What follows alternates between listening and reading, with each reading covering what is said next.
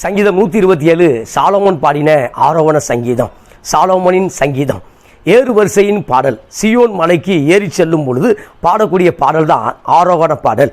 Solomon நமக்கு சில காரியத்தை இந்த இடத்துல கற்றுக் கொடுக்கிறார். சாலமோனின் சங்கீதத்தில் அதில் 127:1 வாசிக்கும் பொழுது பிரயாசத்தை குறிக்கிறது, விருதாவாக போகக்கூடிய காரியத்தை குறிக்கிறது. நம்முடைய பிரயாசத்தை கர்த்தர் நிச்சயமாய் ஆசீர்வதிக்க வேண்டும். சங்கீதத்தில் சொல்லும் பொழுது நம்முடைய பிரயாசங்கள் விருதாவாக போகக்கூடாது. அதில் வாசிக்கும் பொழுது கர்த்தர் வீட்டை கட்டாராகில் அதை கட்டுகிறவர்களின் பிரயாசம் விருதா, கர்த்தர் நகரத்தை காவராகில் காவலர் விழித்திருக்கிறது விருதா. அப்போ பிரயாசப்படக்கூடிய காரியத்தில் கர்த்தருடைய பலன் இருக்க வேண்டும். பிரயாசப்படக்கூடிய காரியத்தில் கர்த்தருடைய ஆசீர்வாதம் இருக்க வேண்டும். அந்த ஆசீர்வாதமும் நம்முடைய பிரயாசமும் கலக்கும் பொழுது நிச்சயமாய் அந்த முயற்சிக்கு பலன் உண்டு. பிரியமானவர்களே, இந்த நாளில் நீங்கள் செய்யக்கூடிய காரியத்தில் கர்த்தருடைய ஆசீர்வாதம் இருப்பதாக. நீங்கள் செய்யக்கூடிய பிரயாசங்களில் தேவன் உங்களுக்கு நிச்சயமாய் ஒரு நல்ல பலனை அளிப்பாராக. இந்த இடத்துல சாலமோன் சொல்லும் பொழுது கர்த்தர் வீட்டை கட்டாராகில் என்கிற வார்த்தை வருகிறது. அப்போ வீடை கர்த்தர் கட்ட வேண்டும். வீடு என்பது ஒரு ஆசீர்வாதத்தை குறிக்கிறது. வீடு பில்டிங் மட்டுமல்ல, வீடு என்பது குடும்பத்தை குறிக்கிறது. வீடு என்பது உறவுகளை குறிக்கிறது. அப்போ கர்த்தர் வீட்டை கட்டாராகில். தாவீதுக்கு ஒரு வாக்கு பண்ணுவார், நான் உனக்கு ஒரு வீடை கட்டுவேன். தாவீது எப்படியாவது பிரயாசப்பட்டு தேவாலயத்தை கட்ட வேண்டும் என்று பிரயாசப்பட்டார்.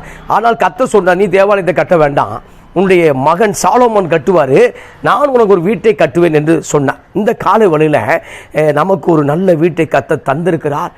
நல்ல வீட்டை கட்டும்படியாக உதவி செய்வார். இந்த இடத்துல வாசிக்கும் பொழுது சாலமோன் சொல்றாரு, தேவன் நம்மோடு இருக்காவிட்டால், தேவன் நமக்கு நம்முடைய முயற்சிக்கு பலன் அளிக்காவிட்டால் அது விருதாவாக போகும் என்று சொல்லுகிறார். இந்த நாளில் அது விருதாவாக போகக்கூடாதபடிக்கு தேவன் நம்மோடு இருக்கும்படியாக நீங்கள் தெரிந்து கொள்ள வேண்டும், அல்லது நீங்கள் தேவனோடு இருக்கும்படியாக தெரிந்து கொள்ள வேண்டும். வசனம் சொல்கிறது, கர்த்தர் வீட்டை கட்டாராகில் கட்டுகிறவர்களின் பிரயாசம் விருதா. அநேகருடைய பிரயாசங்கள் விருதாவாக போகிறது. ராம் முழுதும் பிரயாசப்பட்டோம், ஒன்றும் அகப்படவில்லை. இப்போது இயேசு சொன்ன வார்த்தையை நம்பி, ஆகிலும் உம்முடைய வார்த்தையை நம்பி நான் என்ன செய்கிறேன், கடலுக்கு போகிறேன் என்று சீமோன் பேதுரு போகும் பொழுது திரளான மீன்களை பிடித்தார். அப்போ ராம் முழுதும் பிரயாசப்பட்டார், விருதாவாக போய்விட்டது.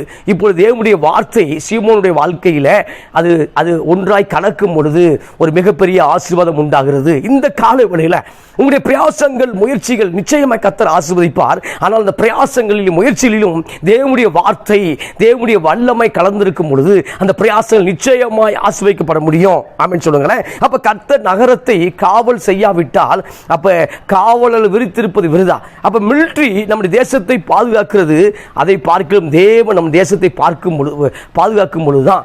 ஜெப வீரர்கள் ஜெபிக்கும் பொழுது தேவன் தேசத்தை பாதுகாக்கிறார். அப்ப ஜெப வீரர்கள் தொடர்ந்து ஜெபித்துக் கொண்டிருக்கிறார்கள், நம்முடைய தேசம் பாதுகாத்துக் கொண்டிருக்கிறார். கர்த்தர் பாதுகாக்கும் பொழுதுதான் எந்த தீவிரவாதிகளும் உள்ள வர முடியாது. அப்ப தேசத்தை தேவன் சத்துரு கையில் ஒப்பு கொடுத்து விட்டால் நிச்சயமாக எத்தனை இராணுவங்கள் இருந்தாலும் தேசத்தை பாதுகாக்க முடியாது. ஏன்னா அநேக இடங்களில் பார்க்கிறோம், கர்த்தர் இஸ்ரவேலை ஒப்பு கொடுத்தார். கர்த்தர் இஸ்ரவேலை தேசத்தை ஒப்பு கொடுத்தார் என்று வாசிக்கிறோம். ஒப்பு கொடுக்கும் பொழுது அந்த தேசத்தின் இராணுவங்கள் சிதறி ஓடிவிட்டது. பிரியமானவர்களே, இந்த நாளில் நாம் தேவனோடு இருக்கும் பொழுது தேவன் நிச்சயமாய் நம்மை ஒப்பு கொடுப்பதில்லை. அப்போ சாலமோனுக்கு ஒன்று புரிந்திருந்தது என்ன அப்படின்னா, அந்த மனித முயற்சி மட்டுமல்ல, கடவுளின் ஆசீர்வாதம் ஒன்றாய் கலந்திருக்க வேண்டும் என்று சாலமோனுக்கு புரிந்திருந்தது. அவர் ஞானி இல்லை. அப்போ நமக்கு ஒன்று புரிந்திருக்க வேண்டும், நம்முடைய பிரயாசங்களை கர்த்தர் என்ன செய்ய வேண்டும், ஆசீர்வதிக்க வேண்டும். அப்போ நம் இரவு முழுவதும் விழித்திருந்தால் தேசம் பாதுகாக்கப்படுவது அது உண்மையாக இருக்கலாம், ஆனால் தேவன் பாதுகாக்க வேண்டும். ஆமென் சொல்லுங்களேன். அப்போ கர்த்தர் வீட்டை கட்டாராகில், அப்போ குடும்பம் என்கிற உறவை கர்த்தர் கட்டுகிறார். ஆமென் சொல்லுங்களேன். அப்போ நாங்கள் இடித்து போட அல்ல, ஊன்ற கட்டவே எங்களை கர்த்தர் அழைத்திருக்கிறார் என்று பவுல் சொல்கிறார். அப்போ ஊன்ற கட்டுவதற்கு இந்த நாளில் சோதர பில்டிங்கை சரியாய் கட்டுவதற்கு அதான் ஆண்டவர் சொல்லும் பொழுது, கண்மலை மேல் கட்டப்பட்ட வீடு, கண்மலை மேலே கட்டப்பட்ட வீடு அது உறுதியாக இருக்கிறது. ஆனால் மணல் மேல் கட்டப்பட்ட வீடு ஒரு நிலச்சரிவு உண்டாகும் பொழுது அல்லது ஒரு திடீர் வெள்ளம் உண்டாகும் பொழுது அந்த வீடு இடிந்து விழுவது. பிரியமானவர்களே, அப்போ கண்மலை மேல் கட்டப்பட்ட வீடு என்பது தேவனுடைய வார்த்தையை குறிக்கிறது, தேவனுடைய வசனத்தை குறிக்கிறது. வீடு என்பது மனுஷனுடைய பிரயாசத்தை குறிக்கிறது. ஆனால் கண்மலை இயேசுங்கிற அந்த அடித்தளமாய் இருக்கும் பொழுது நிச்சயமாய் நாம் ஆசீர்வதிக்கப்பட முடியும். ஆமென் சொல்லுங்களேன். இந்த நாள் உங்களுடைய பிள்ளையின் படிப்பு காரியங்கள், நம்முடைய ஊழியத்தின் முயற்சியின் காரியங்கள், தொழில் காரியங்கள் எல்லாவற்றிலும் கர்த்தருடைய கரம் இருக்கும் பொழுது நம்முடைய பிரயாசத்துக்கு நிச்சயம் ஒரு பலன் இருக்கிறது. பிரியமானவர்களே, ஆமென் சொல்லுங்களேன். அப்போ நீங்கள் அதிகாலையில் எழுந்து நேரப்பட வேலையிலே தரித்து வருத்தத்தின் அப்பத்தை சாப்பிடுகிறதும் விருதா, அவரே தமக்கு பிரியமானவனுக்கு நித்திரை அளிக்கிறார். இங்கே பார்க்கும்போது நீங்கள் அதிகாலையில், சில பேர் அதிகாலையிலே எழுந்துடுறாங்க. அதிகாலை 3 மணி 4 மணியில் அதிகாலையிலே எழுந்து உழைக்க ஆரம்பித்து விடுகிறார்கள். ஆனால் இரவு மற்றவர்களெல்லாம் தூங்க வந்து விட பொழுது, அப்போ மற்றவர்களுக்கு 6 மணிக்கு 8 மணிக்கு ஒர்க் முடிஞ்ச பிறகு இவங்க மறுபடியும் லேட் நைட்டில் ஒர்க் பண்ணிக்கிட்டே இருக்காங்க. அப்போ அதிகாலை எழுந்து வேலை செய்கிறார்கள், இரவும் லேட்டாக வேலை செய்கிறாங்க. ஆனாலும் அதில் சொல்லும் பொழுது அது விருதாவாக முடிகிறது. அந்த அந்த காரியத்தை தேவன் தான் ஆசீர்வதிக்க முடியும். ஆமென் சொல்லுங்களேன். அப்போ ஒரு நாள் முழுக்க மூட தூக்குனாலும் 3000 ரூபாய்க்கு மூட தூக்க முடியாது. அப்போ தேவன் தான் ஆசீர்வதிக்கப்பட முடியும். சில காரியங்களை பார்க்குறோம், சில ஃபீல்டில் இருக்காங்க. ஆமாம், ஸ்தோத்திரம், ஒரு படம் நடிக்கிறாங்க, 300 கோடி சம்பாதிக்கிறாங்க. அரசியலுக்கு அப்போ தான் உள்ளே வர்றாங்க, 10 தலைமுறை சொத்தை சேர்த்துறாங்க. அப்போ சில முயற்சியில் எடுக்கிறாங்க. அப்போ இங்கே நான் பாவத்தை பேசலை. அப்போ கர்த்தர் நீதிமானை ஆசீர்வதிக்கிறார். ஈசாக்கு விதை விதைத்தார், 100 மடங்கு ஆசீர்வதித்தார். அப்போ ஈசாக்கு விதை விதைக்கிற அதே நிலம், அதே வயல், அதே தேசம், அதே மண், அதே விதை. ஆனால் தேவன் அனந்தத்தை ஆசீர்வதிக்கிறார். மற்றவர்களாம் பக்கத்து தேசத்துக்கு போய்விட்டார்கள், வேறொரு இடத்துக்கு போய்விட்டார்கள். அந்த ஈசாக்கு நாட்களில் வாழ்ந்த மனிதர்கள் எகிப்துக்கு நேராக போய்விட்டார்கள். ஆனால் ஈசாக்கு வந்த வார்த்தை, நீ எகிப்துக்கு போக வேண்டாம், நான் உனக்கு அந்த சொன்ன தேசத்தில் இரு, நான் உன்னை பழுகி பெருக பண்ணுவேன் என்று வார்த்தை வந்த உடனே ஈசாக்கு காத்திருந்தா. இந்த நாளில் உங்களுக்கு ஒரு வார்த்தை வருகிறது பிரதர், உங்களுடைய பிரயாசத்தை கர்த்தர் ஆசீர்வதிக்கிறார். உங்கள் பிரயாசத்துக்கு நிச்சயம் பலன் உண்டு. சோர்ந்து போகாதீங்க. ஆமாம், துக்கத்தோடு வாழாதீங்க, துக்கமுகமாக இருக்காதீங்க. அன்னாள் தேவ சமூகத்தில் ஸ்தோத்திர காரியத்தை சொன்ன பிறகு அவள் அப்புறம் துக்கமுகமாக இருக்கவில்லை.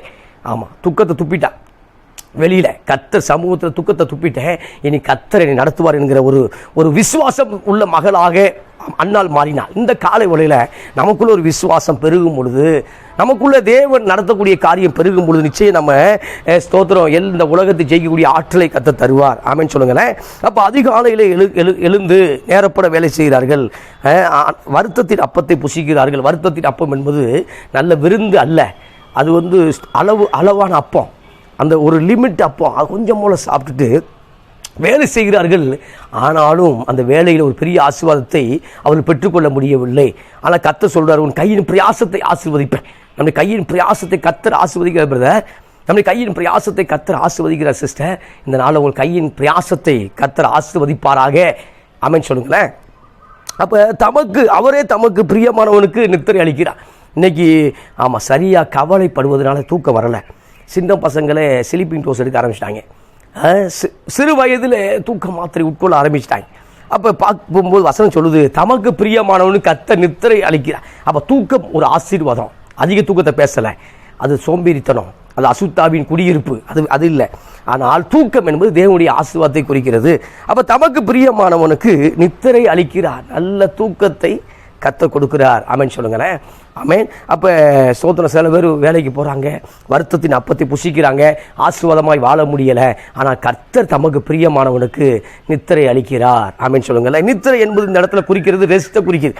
கர்த்தர் எனக்காக யாவையும் செய்து முடிப்பார் என்கிற அந்த ரெஸ்ட் மூடில் இருக்கும் பொழுது தான் அவர் நித்திரை செய்ய முடியும்.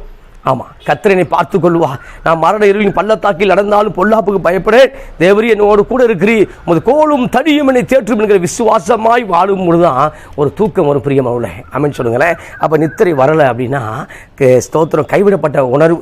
நித்திரை வரவில்லை என்றால் பயத்தின் ஆவி நம்மை பிடிக்கப்பட்டிருக்கிறது. நித்திரை வரவில்லை என்றால் நாளைய தினத்துக்கு கொடுத்த கவலை. அப்போ கவலை வரும்பொழுது நம்மளால் என்ன செய்ய முடியல, தூங்க முடியவில்லை. ஆமென் சொல்லுங்களேன். அப்போ பிரயாசப்படுகிறோம், ஆனால் பிரயாசத்துக்கு நல்ல ரிசல்ட் இல்லை.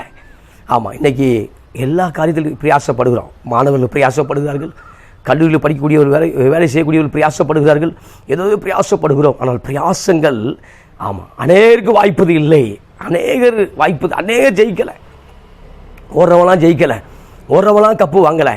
அப்போ பிரயாசத்துக்கு பலனளிக்க வேண்டுமென்றால் கர்த்தருடைய அனுக்கிரகம் வேணும். ஆமென் சொல்லுங்களேன். கர்த்தருடைய அனுக்கிரகம், கர்த்தருடைய கிருபை வேண்டும். ஆமென் சொல்லுங்க. இந்த நாளில் கர்த்தருடைய கிருபை நமக்கு உண்டாவதாக. சாலமோன் அழகாக சொன்னார், பிரயாசம் தேவை, முயற்சி தேவை, ஆனால் அது ஒரு பலன் தேவை. அப்போ நம்ம என்ன செய்யணும், அவரை நம்பணும், பிரயாசப்படணும். இது எப்படி இருக்கு? அவரை நம்பணும், நான் செயல்படணும். 3வது வசனம் வாசிக்கிறேன். இதோ பிள்ளைகள் கர்த்தரால் வரும் சுதந்திரம், கற்பத்தின் கனி அவரால் கிடைக்கும் பலன். அப்போ பிள்ளைகள் தற்செயலாய் பிறக்கவில்லை, பிள்ளைகள் தேவனால் கொடுக்கப்பட்ட பரிசு. ஆமாம், சூப்பரில். அப்போ தேவன் பிள்ளைகளை கொடுக்குற பிரியமானவர்களே. அந்த கற்பத்தின் கனி அவரால் கிடைக்கும் பலன். அப்போ கற்பத்தின் கனிகள் நிச்சயமாய் தருவார்.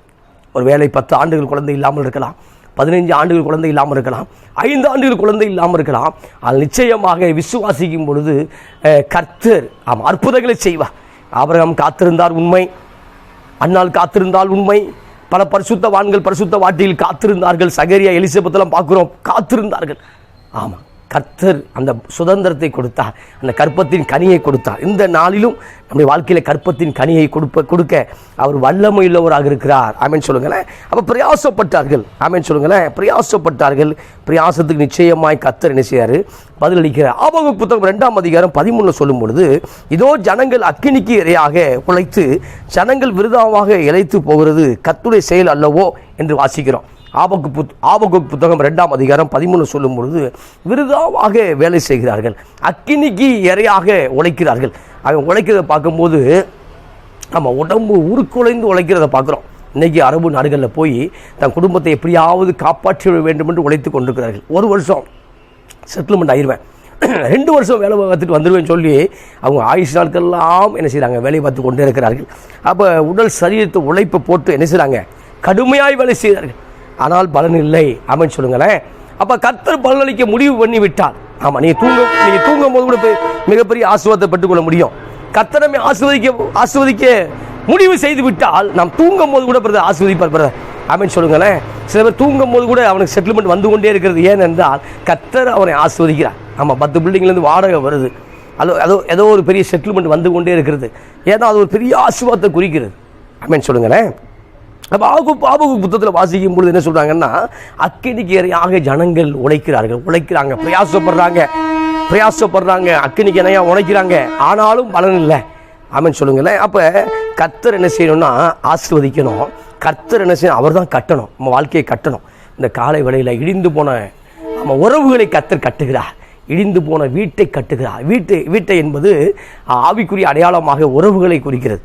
ஆமாம், கணவன் மனைவி அநேக நாள் பிரிந்திருக்கலாம், அது இந்த நாளில் கட்டுகிறார். உங்கள் பிள்ளைகள் உங்களோடு தொடர்பு இல்லாமல் பிரிந்திருக்கலாம், அது இயேசுவின் நாமத்தில் இந்த நாளில் கட்டப்படுவதாக. ஆமென் சொல்லுங்களேன். அப்போ அநேக உறவுகள் பிரதர்ஸ் சிஸ்டர்ஸ், அநேக உறவுகள் இந்த நாளில் கர்த்தர் இணைக்கிறார் பிரதர். கர்த்தர் வீடை கட்டுறார் பிரதர். அந்த வசனத்தை என்ன செய்ய? விசுவாசிங்க. 124ஆம் சங்கீதத்தை அப்படியே விசுவாசிங்க. ஆமாம், கர்த்தர் அந்த பில்டிங்கை கட்டுவதற்கு அவர் தான் உதவி செய்ய வேண்டும். பில்டிங்கை கட்டக்கூடாமல் அவர் நினச்சிட்டாரு, கட்ட விட மாட்டார். அப்படித்தான் ஆதியாகமம் புத்தகத்தில் வாசிக்கிறோம். ஆதியாகமம் 11:9 வாசிக்கும் பொழுது, பாபேல் கோபுரம்னு ஒரு கோபுரத்தை கட்டுறாங்க. ஆமாம், சினையார் தேசத்தில் ஒரு பூமியை பார்த்துட்டு, ஒரு நல்ல பூமியாக இருக்கிறது, இந்த தேசத்தை கட்டுவோம்டா, ஒரு பெரிய கோபுரத்தை கட்டுவோம், நமக்கு பேர் உண்டாக ஒரு கோபுரத்தை கட்டுவோம், அதுக்கப்புறம் பூமியை செதறி போகாதபடிக்கு ஒரே நகரத்துக்குள்ளாக ஒரே சிட்டிக்குள்ளே இருப்போம்னு சொல்லி பிரயாசப்படுறாங்க. இப்போ தேவன் அந்த பாபேல் கோபுரத்தை கட்ட விடாமல் தடுக்கிறார். ஏன் அப்படின்னா, பூமி எங்கும் இவர்கள் செதறி போய் பூமி எங்கும் பழுக வேண்டும் என்பது தேவ சித்தம். தேவ சித்தம் என்பது பூமி எங்கும் பழுக வேண்டும், முழு பூமியிலையும் மனுஷனுடைய குடியிருப்பு இருக்க வேண்டும் சொல்லி தேவனுடைய சித்தம். ஆனால் இவங்க என்னென்னா, மிடில் ஏசியாவிலேயே வாழ்ந்தா போதும், அந்த பாலைவனத்திலே வாழ்ந்தா போதும் நினச்சிட்டாங்க. அண்டார்டிகா போக வேண்டாம், ஆஸ்திரேலியா போக வேண்டாம், வட அமெரிக்கா போக வேண்டாம், ஆசிய கண்டம் முழுவதும் பரவ வேண்டாம் அப்படின்ட்டு அந்த இடத்துலையே வாழ வேண்டும் என்று விரும்பினார்கள். கர்த்தர் என்ன பண்ணுறார் அப்படின்னா, அவருடைய பாசைகளை தாறுமாறாக்குகிறார். நாம் இறங்கி போய் அதை தடை செய்வோம் என்று சொல்கிறார். நாம் இறங்கி போய் என்பது 3 பிதா குமாரன் பரிசுத்தாவியை குறிக்கிறது. அப்போ இறங்கி போய் தடை செய்வோம் என்று சொல்லி அதை தடை செய்கிறார். தடை செய்த உடனே ஆமாம் 10 நிமிஷத்துக்கு வரைக்கும் ஒன்று போல பேசிக்கிட்டு இருந்தவன் ஒரே பாஷை, ஒரே பேச்சாக இருந்தது. 10 நிமிஷத்துக்கு வரைக்கும் ஒன்றா பேசிக்கிட்டு இருந்தவன் இப்போ பார்க்கும்போது புதிய லாங்குவேஜ் உண்டாயிடுச்சு. ஆமாம், அவன் வேறு லாங்குவேஜில் பேச ஆரம்பிச்சுட்டான். ஒவ்வொருத்தரும் புரியலை. இப்போ பார்க்கும்பொழுது அந்த வேலையை நிறுத்தி விட்டு பூமி எங்கும் பரவ தொடங்கினதை பார்க்குறோம். எப்படி பரவ தொடங்குறாங்க அப்படின்னா, அந்த கூட்டத்தில் ஒவ்வொருத்தர் என்னென்ன மொழி பேசுகிறானோ அந்த குரூப்பாக சேர்ந்து பூமி எங்கும் நம்ம ஒவ்வொரு ஏரியாவில் போய் அங்கே உட்கார ஆரம்பிச்சிட்டான். ஏன்னா பூமி எங்கும் பழுகி பெருகுதான் தேவனுடைய சித்தம். ஆனால் இவர்கள் ஒரே இடத்துல வசிப்போம் என்பது விரும்பினார்கள். இந்த நாளில் ஒருவேளை சில காரியங்கள் தடைப்பட்டிருக்கலாம், சில காரியத்தை நீங்கள் கட்ட விரும்பிய தடைப்பட்டிருக்கலாம். ஆனாலும் அதுக்கு ஒரு நோக்கம் இருக்குது, நான் உங்களோடு பதிவு செய்கிறேன். அதுக்கும் தேவனுடைய செயல் இருக்குது என்று நான் பதிவு செய்கிறேன். ஆமென் சொல்லுங்களேன். ஒரு வேளை நம் இன்னைக்கு பிரயாசப்பட்டு எங்கேயோ போகணும் நம்ம நினச்சிருப்போம், அது ஒரு தடை உண்டாகி கொண்டே இருக்கிறது. அது நமக்கு தெரியாது, தேவனுக்கு தெரியும். ஆமென் சொல்லுங்களேன். சில காரியங்கள் ரொம்ப நாளாக டைம் எடுக்கும். ஆமாம், சில இடத்துல செட்டில்மெண்ட் ரொம்ப நாளாக டைம் எடுக்கும், சில பில்டிங் ரொம்ப நாள் டைம் எடுக்கும். அது நம்ம ஏன் தெரியாது. ஆனால் அதில் ஒரு மறைவை ஒரு ஆசீர்வாதத்தை கர்த்தர் வைத்திருக்கிறார், அதில் ஒளித்து வைத்திருக்கிறார். அந்த தடைகள் விலகும் போது தான் நமக்கு தெரியும். அந்த முயற்சி கைவிடி வரும்பொழுது தான் இதுக்கு தான் ஒரு இவ்வளோ பெரிய தடை இருந்ததா என்று நமக்கு தெரியும். ஆமென் சொல்லுங்களேன். அப்போ பூமி எங்கும் மக்கள் சிதறி போக வேண்டும், அதான் தேவ சித்தம். ஆனால் இவர்கள் என்ன பண்ணார்னா அங்கேயே இருந்துட்டாங்க. அப்போ பூமி எங்கும் போய் சுவிசேஷம் சொல்ல, உலகம் எங்கும் போக, பூமி எங்கும் போங்க, இந்த சுவிசேஷத்தை அறிவிங்கன்னு ஆண்டவர் சொன்னார். ஆனால் இவங்க எருசலேமில் சபையை போட்டு உட்காந்துட்டாங்க. அப்போஸ்தலர் எருசலேமில் மட்டுமே தஞ்சம் அடைந்தார்கள். அப்போஸ்தலர் எருசலேமுக்குள்ளே இருக்க ஆரம்பிச்சிட்டாங்க. பவுல் மட்டும்தான் ஐரோப்பா வரைக்கும் போயிட்டு இருந்தேன். அப்போ மற்ற அப்போஸ்தலர் உள்ளே இருக்க ஆரம்பித்தாங்க. ஆனால் சபைக்கு ஒரு உபத்திர காலம் வரும் பொழுது, சபைக்கு ஒரு பிரச்சனைகள் வரும் பொழுது, சபை அழுத்தத்துக்குள் போகும் பொழுது, இப்போ என்னென்னா எருசலேம் சபையிலிருந்து ஒரு நெருக்கம் வர ஆரம்பித்த உடனே அந்த சபை இப்போ பல இடங்களில் பரவ ஆரம்பிக்குது. ஆமென் சொல்லுங்களேன். அது வரைக்கும் யூதர் மாத்திரம் கிறிஸ்டியானிட்டியாக இருந்தால் போதும், யூதருக்கு மாத்திரம் நற்செய்தி அறிவித்தா போதும். அப்படி இருந்த அந்த அப்போஸ்தலர்கள் ஒரு நெருக்கம் வரும்பொழுது ஒவ்வொரு ஆளாக போக ஆரம்பித்தாங்க. தோமா கேரளா வர ஆரம்பித்தார், தோமா தமிழ்நாடு வர ஆரம்பித்தார், மற்ற சீசர்கள் ஆப்பிரிக்கா போக ஆரம்பித்தாங்க. மற்ற ஒவ்வொரு இடத்துல போய் சுவிசேஷம் பரவ ஆரம்பித்தது. ஆமென் சொல்லுங்களேன். அப்போ அப்போஸ்தலர்கள் எருசலேமில் மட்டும் இருந்தால் போது நினைத்தார்கள். ஒரு பிரச்சனை வரும்பொழுது, ஒரு அழுத்தம் வரும்பொழுது இவர்கள் பூமி எங்கும் சபை பரவ ஆரம்பித்தது. ஐரோப்பா முழுவதும் சபை பரவ ஆரம்பித்தது, கிரீஸ் முழுவதும் சபை பரவ ஆரம்பித்தது. இந்த ரஷ்யா வரைக்கும் இப்போ சபை பரவ ஆரம்பித்தது. அப்போ ஏன் பரவுவதற்காகத்தான் உபத்திரம் வந்தது. ஆமென் சொல்லுங்களேன். பரவுவதற்காகத்தான் சில கட்டுமானங்கள் தடை பண்ணப்பட்டது. ஆமென். இந்த காலை வேளையில் சில காரியங்கள் தடைப்பட்டிருக்கதா? அருமையான சகோதரர், அருமையான சகோதரியை, நீ சோர்ந்து போக வேண்டாம். அந்த காரியங்கள் ஒரு நாளில் நேர்த்தியை நடக்கும். அந்த நேர்த்தியை நடக்கும் பொழுது ஒருவேளை இது சீக்கிரமாய் முடிந்திருந்தால் இவ்வளோ பிரச்சனை வந்திருக்குமே என்கிற அந்த காரியத்தை கர்த்தர் வெளிப்படுத்துவார். இது எப்படி இருக்கு? வா. அப்போ வசனம் சொல்கிறது கர்த்தர் தடை பண்ணினார். இப்போ பிள்ளைகள் கர்த்தரால் வரும் சுதந்திரம், கற்பத்தின் கனி அவரால் கிடைக்கும் பலன். அப்போ கற்பத்தில் ஒரு கனி உண்டாகும். நம்முடைய ஊழியத்தில் ஒரு கனி உண்டாக வேண்டும், ஆவிக்குரிய கனி உண்டாக வேண்டும். நம்முடைய ஸ்தோத்திரம் மரம் வச்சுருந்தோம்னா மரம் காயாகவே இருக்கக்கூடாது, மரத்துலேருந்து கனி உண்டாகணும். ஆமென் சொல்லுங்களேன். மரம் பூ பூக்கணும், அதுக்கப்புறம் அது காயாக மாற வேண்டும், அதுக்கப்புறம் அது கனியாய் மாற வேண்டும். அதான் ஒரு ஆசீர்வாதம். பூவும் பூக்கலை, காயும் காய்க்கலை, கனியும் வரல அப்படின்னா அந்த மரம் பலனற்றதாக இருக்கிறது.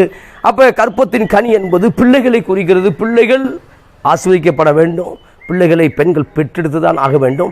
அவர் பிரசவத்தை தடுக்கிற தேவன் அல்ல, அவர் பிரசவிக்க பண்ணுகிற தேவன். சூப்பர்ல. வா. அப்போ வசனம் சொல்கிறது பிரியமானவர்களே, இந்த நாளில் ஒருவேளை பிள்ளை இல்லை என்று உங்களை பல பேர் துன்புறுத்தி கொண்டிருந்தாலும், பிள்ளைகள் இல்லை என்று சொல்லி உங்களை மலடி என்று பேசி கொண்டிருந்தாலும், கர்த்தரை நம்புங்க.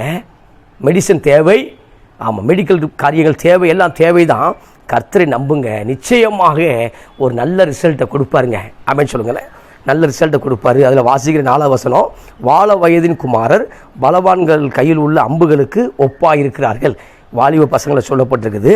வாழ வயதின் குமாரர் பலவான்கள் கை அம்புகளுக்கு ஒப்பாக இருக்கிறாங்க. பலவான் கையில் உள்ள அம்பு. ஆமென் சொல்லுங்களேன். அப்போ பலவானும் கையில் உள்ள அம்பு, ஒரு தைரியம் உள்ள வீரனுடைய கையில் ஒரு அம்பு இருக்குது. அம்பை அவன் விடும் பொழுது எதிரிகள் சின்ன பின்னமாக மாறுகிறார்கள். அப்போ பலவான் கையில் உள்ள அம்பை போல நம்முடைய வாலிபர்கள் இருக்கிறார்கள். அப்போ வாலிபர்களை நல்ல காரியத்துக்கு பயன்படுத்த வேண்டும். பிள்ளைகளுக்கு முன்பாக பெற்றோர்கள் சாட்சியாய் வாழ வேண்டும். பிள்ளைகளுக்கு முன்பாக திருச்சபை நிர்வாகிகள், திருச்சபை அங்கத்தினர்கள் பரிசுத்தமாய் வாழ வேண்டும். அப்போ வாழ வயது குமாரர் பலவான் கையில் உள்ள அம்புகளுக்கு ஒப்பாக இருக்கிறார்கள். அம்பை பலபலன்னு வச்சுருக்கணும். ஆமென் சொல்லுங்களேன். அந்த அம்பை துரு பிடிச்சிரும் கொஞ்ச நாளில். துரு பிடிச்சிரும். அப்போ என்ன பண்ணுவாங்கன்னா, யுத்தத்துக்கு போகும்போது அம்பை அந்த கூர்மையாக்குகிறார்கள், அம்பு முனையை கூர்மையாக்குகிறார்கள். அம்பை அப்பப்போ ஆயில் போடுறான், ஆயில் போட்டு அதை புதுசாக வச்சுருக்கான். புதுசாக வைக்கும் பொழுது தான் அந்த எதிரிகள் மேலே விடும் பொழுது, விலங்குகள் மேலே விடும் பொழுது அது சரியாக போய் ஒரே ஷாட்டில் பாதி வரைக்கும் உள்ளே இறங்கிடுது. அப்போ அது கூர்மையாக இருக்க வேண்டும், பளபளப்பாக இருக்கணும். அப்போ வாலிபர்களை திருச்சபைகள், தேசங்கள் பளபளப்பாக கொண்டு போகணும். ஆமென் சொல்லுங்களேன். கர்த்தருக்காய் வைராக்கியமாக கொண்டு போகணும். சினிமா மோகத்தில் கொண்டு போயிடக்கூடாது, ஏதோ ஒரு காரியத்தில் மோகத்தில் கொண்டு போயிடக்கூடாது. அவர்கள் இயேசுவுக்காக பிரயாசப்படக்கூடிய மனிதர்களாக இருக்க வேண்டும். ஆமென் சொல்லுங்களேன். நிறைவு செய்ய விரும்புகிறேன். அவைகளால் தன் அம்பார துணியை நிரப்பின புருஷன் பாக்கியவான். அவர்கள் நாணம் அடையாமல் ஒளிமுக வாசலில் சத்துருக்களோடு பேசுவார்கள். இங்கே பார்க்கும்போது அவைகளால், அந்த என்னது அம்புகளால், அப்போ பலவான் கையில் இருக்கக்கூடிய அம்புகளுக்கு வாலிபர்கள் ஒப்பாக இருக்கிறார்கள், வாலிப சகோதரிகள் ஒப்பாக இருக்கிறார்கள். ஆமாம், இப்போ ஒரு தேசத்தை காலி பண்ணணும் அப்படின்னா அந்த தேசத்துடைய வாலிபர்களுடைய சிந்தனை காலி பண்ணால் போதும் அப்படின்றான். ஆமாம், இன்றைக்கி நம்ம தமிழ்நாட்டுடைய வாலிபர் காரியங்களை பார்க்குறோம், சில வாலிப சிந்தனைகளை பார்க்குறோம், மோசமாக போயிட்டு. அப்போ செபிக்கும் பொழுது நிச்சயமாக மறுபடியுமாய் தேவன் வாலிபர்களை கர்த்தருக்கென்று சேர்ப்பார். அப்போ சாத்ராக், மேசாக், ஆபேத்நேகெல்லாம், தானியெல்லாம் பாபிலோனில் இருந்தாலும் தேவனுக்காக வைராக்கியமாய் அந்த வாலிபர்கள் செயல்பட்டார்கள். அதனால தேவன் அந்த இடத்திலும் செயல்பட்டார். பிரியமானவர்களே, நம்முடைய வாலிபர்கள் செயல்பட வேண்டும், நம்முடைய வாலிப பிள்ளைகள் செயல்பட வேண்டும். அதில் சொல்லும் பொழுது அவைகளால் தன் அம்பார துணியை நிரப்பின புருஷன் பாக்கியவான், அவள் நாணம் அடையாமல். அப்போ அம்பார துணினா பின்னாடி வைக்கக்கூடிய அந்த பேக்கு பை, பின்னாடி வைக்கக்கூடிய பை. அப்போ அம்பது சரக்கு எரிகிறான்ல, அப்போ அம்பு நிறைய வைக்கணும். அப்போ பல வாலிபர்களை தயார் செய்து வைக்க வேண்டும், நம்முடைய பிள்ளைகளை தயார் செய்து வைக்க வேண்டும். அப்போ அம்பார துணியை நிரப்பின புருஷன் பாக்கியவான். அப்படின்னு சொல்லுங்களேன்.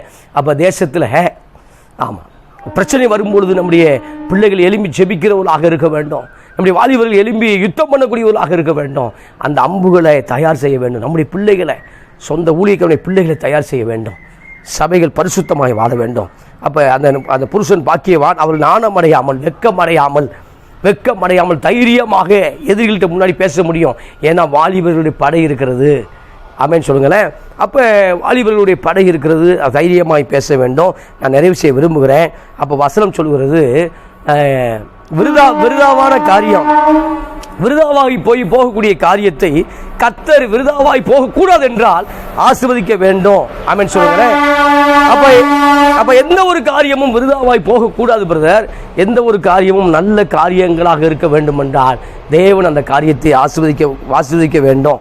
அப்போ சாலமோன் அருமையாய் ஒரு சங்கீதத்தை, முத்தான ஒரு சங்கீதத்தை நமக்கு தந்திருக்கிறார். என்ன சங்கீதம்னா, கர்த்தர் வீட்டை கட்ட வேண்டும், கர்த்தர் கூட இருக்க வேண்டும், கர்த்தர் நகரத்தை காக்க வேண்டும். ஆமாம், நம்ம வீடை கர்த்தர் காக்கணும் பிரதர்.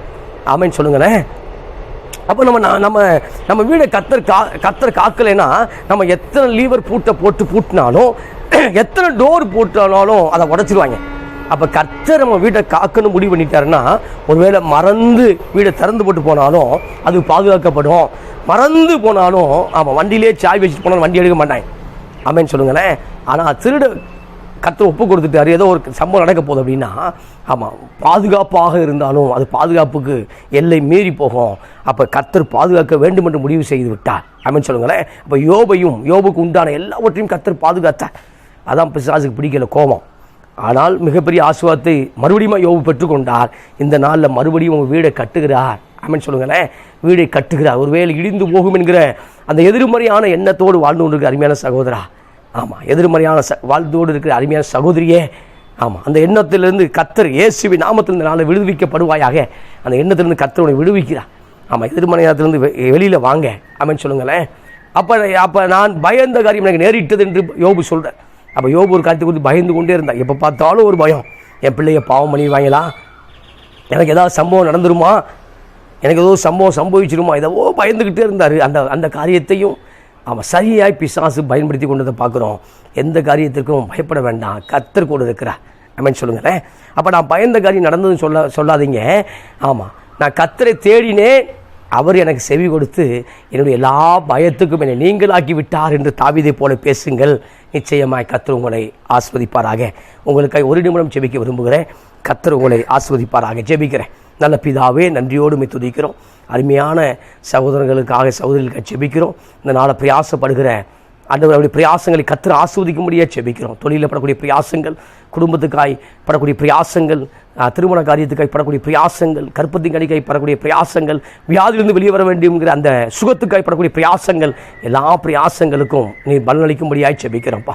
பொருளாதார பிரயாசங்களுக்காய் ஜெபிக்கிறோம்.